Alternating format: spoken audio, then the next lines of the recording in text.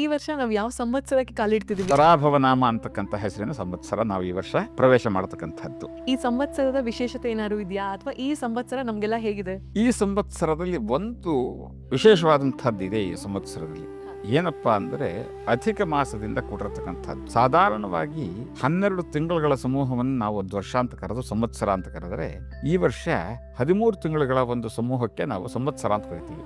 ಆ 13ನೇ ತಿಂಗಳಲ್ಲಿ 13 ತಿಂಗಳು ಯಾಕೆ ಬಂತಪ್ಪ ಅಂದರೆ, ಒಂದು ತಿಂಗಳು ಅಧಿಕವಾಗಿರುತ್ತೆ. ಎಕ್ಸ್ಟ್ರಾ ಅಧಿಕ ಮಾಸ ಅಂತ. ಆ ಅಧಿಕ ಮಾಸ ಈ ವರ್ಷ ಇದೆ. ಜ್ಯೇಷ್ಠ ಮಾಸದಲ್ಲಿ ಅಧಿಕ ಮಾಸ ಬರುತ್ತೆ ಈ ವರ್ಷ. ಅಧಿಕ ಮಾಸ ಬರೋದಕ್ಕೂ ಒಂದು ವೈಶಿಷ್ಟ್ಯತೆ ಇದೆ.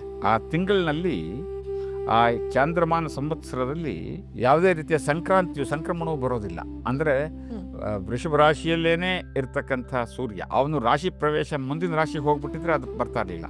ಹಾಗಾಗಿ ಪೂರ್ಣ ಒಂದು ತಿಂಗಳು ಅದೇ ರಾಶಿಯಲ್ಲಿರೋದ್ರಿಂದ ಆ ರಾಶಿಯನ್ನು ಅಂಥ ರಾಶಿಗಳು ಆ ವರ್ಷಗಳು ಬಂದಾಗ ಅದನ್ನು ನಾವು ಅಧಿಕ ಮಾಸ ಅಂತ ಕರಿತೀವಿ. ಇದೇ ಥರನೇ ಕೆಲವು ವರ್ಷಗಳಲ್ಲಿ 11ನೇ ತಿಂಗಳಿಗೆ ಒಂದು ಸಂವತ್ಸರ ಬರ್ತಕ್ಕಂಥದ್ದು ಉಂಟು.